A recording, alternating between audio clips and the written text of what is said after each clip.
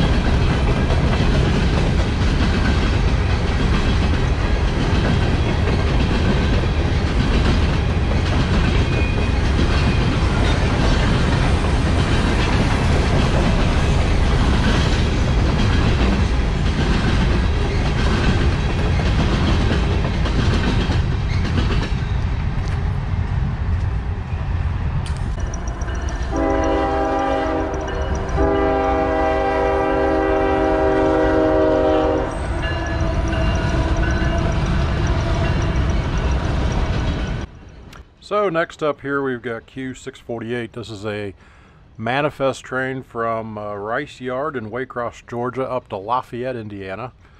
And so we'll see this one come through, and then next up is the Great Train Robbery.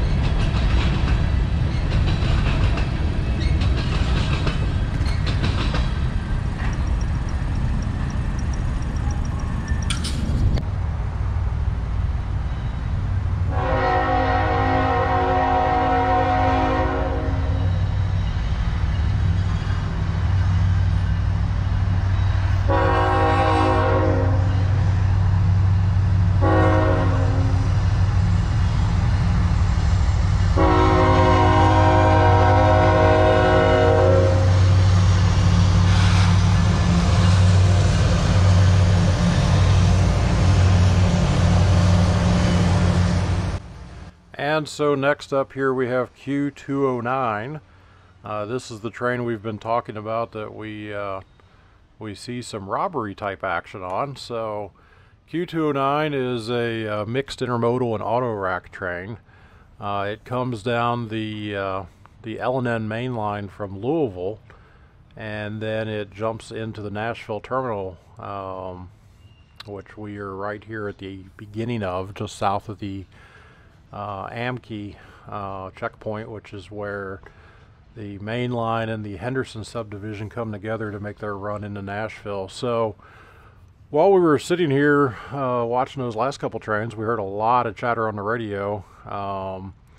The dispatcher called to Q209 to let him know that someone had observed people boarding his train and trying to remove things from one of the intermodal cars. The engineer radioed back that he had tried to key up the mic about a mile earlier to let dispatch know that he saw 6 to 8 men standing on the side of the track with huge smiles. As you can see here, look at that container door that's going off to the right. It is open, and so at some point someone did get on this train and make an effort to remove product from it. So we heard that little bit of chatter on the radio. Evidently this happened, this is Saturday night. This evidently happened also on Friday night, according to the back and forth talk on the radio. Nashville police as well as CSX Railroad police agents were dispatched to the scene. Once this train left our view, we tried to go up around the Montfort checkpoint, which is the neighborhood that it kind of sounded like this probably happened at. We didn't see anything. We actually never saw any police lights or anything, so not sure where exactly it happened, or maybe the police just hadn't gotten to the area yet. It sounded like this train had been held up at Montfort, and dispatch told him to go ahead and move to Amkey, and then he stopped again there and then told him to go ahead and proceed into Nashville without waiting for police to check out who may or may not have been on the train. So from what we understand, Friday night they evidently pulled washers and dryers off of the train, and there were at least 3 washers and dryers sitting on the side of the tracks that Q209 saw when he came through. We heard him radio to some other trains, or to another train that passed him going northbound, to check out and see how many washers and dryers or potentially other product mix may have been sitting in the side of the track at that area. So definitely sounds like somewhere in this neighborhood there is a new presence of people who've decided that they'd like to spend their time robbing trains, and obviously stupid and dangerous, but just, you know, totally uncalled for, and hard to believe that some of those scenes you saw earlier in the summer in Chicago are now starting to happen here in Nashville. So pretty disappointing. Hopefully it doesn't cause an increase in rail security in the area. I would imagine that you know, if there is an increased presence, it could make it more difficult for people who just enjoy to watch and photograph the train. So hopefully hopefully nothing negative from that light comes from this, and you know, hopefully whoever was involved was able to get off the train without getting hurt, and hopefully they didn't get anything. So pretty interesting story, lots of interesting radio chatter to listen to, and sorry that we didn't capture any of that. I didn't really have a recording device with us to just record the radio, but definitely interesting, and hopefully you guys have enjoyed this. Thanks for watching.